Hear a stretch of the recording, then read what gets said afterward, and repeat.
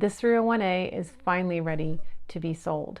I don't know about you, but I have never seen a 301 that's been painted white before. I'm going to show you some pictures of what it looked like when I got it, and then we're going to do some test sewing with this fabulous machine.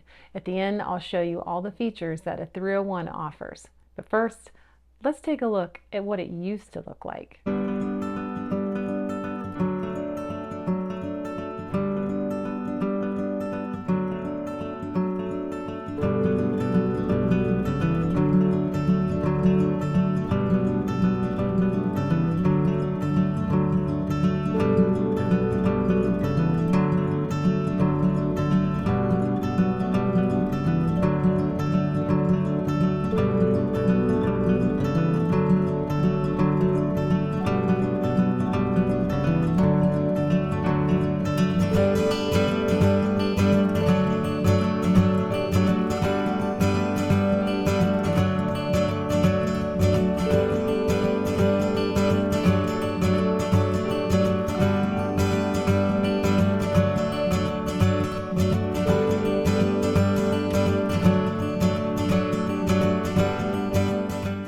For those of you who are only interested in seeing this machine sew, we will do that first and look at the stitch, and then we'll go over all the features on this machine and what it will come with when it's listed for sale. Just going to start out with 2 layers of cotton fabric. My stitch length is set at a 6. I will show you reverse.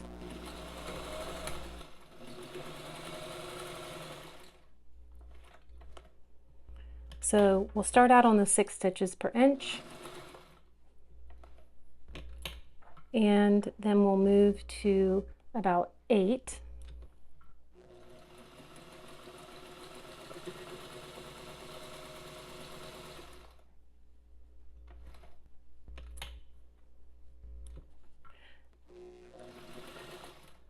And then down to the finer stitch. I have it somewhere between 20 and 30.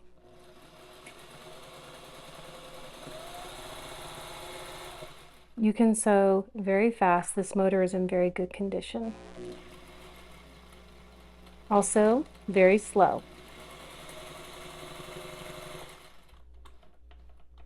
Let's take a look at this.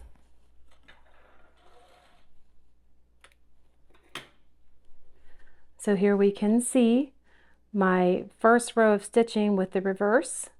This is 6 stitches per inch. Here's where I transitioned. This is between 8 and 10. And then finally between 20 and 30. It's hard to tell exactly. And this is the back. So it's stitching perfectly. The tension's set really nice. Right now I'm sewing around a 3. And I'm going to do another test sew for you through multiple layers of fabric, and you'll notice I'm not changing the tension. That's one of the beauties about these machines. So we will start out on 2 layers of cotton, and then I'm going to transition to 4 layers, then 8 layers, then 16 layers. And I feel very comfortable sewing through 16 layers of cotton on this machine. So this stitch length will set around 8, so we can check to make sure that the length of the stitch doesn't change when we go into a heavier layer of fabric.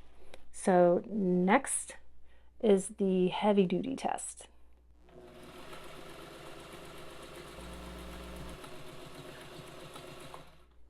Caught a little bit of thread on the fabric.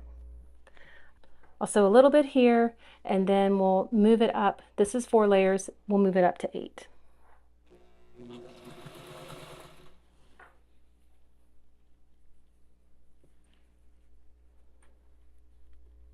So when it crosses here, it will be 8 layers. And you can hear it's not struggling. I'm just going to make sure that this little fold here goes under this part of the fork in the foot, but when it hits this point, it's 16 layers. Now watch this. When I go to start again, it will not struggle. Bring the needle down, turn, and we'll come back down. And you can listen as it transitions all the way down.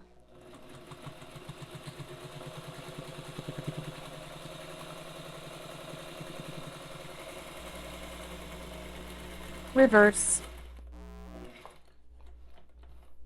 This is a beautiful machine.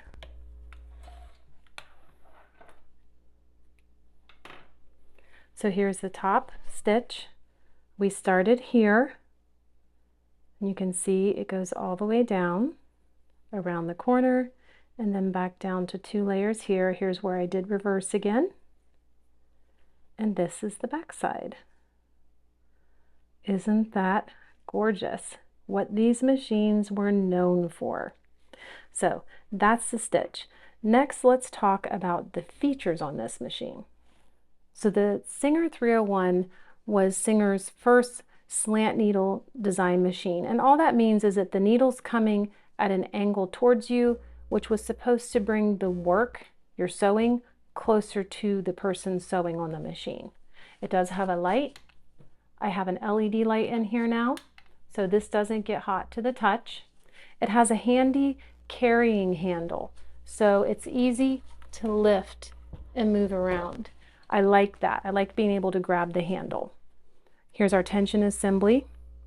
We can wind our bobbin very easily. This is the bobbin winder here. When we want to wind a bobbin, we just flip it up. It engages with the hand wheel. We engage the stop motion knob, and then we wind our bobbin. Very, very simple. Something special with the 301s, besides the fact that they had reverse, is that you could also drop the feed dogs on this machine. And you can see we have a bed extension here that we can raise and lower. Let me turn this so you can see what I mean.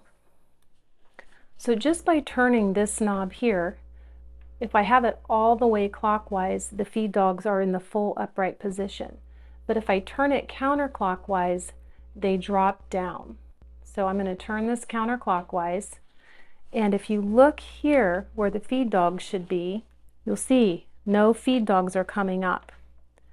So that allowed you to free motion, quilt, and darn without having to put on a feed dog cover. So that's something that's also really special and cool about this machine.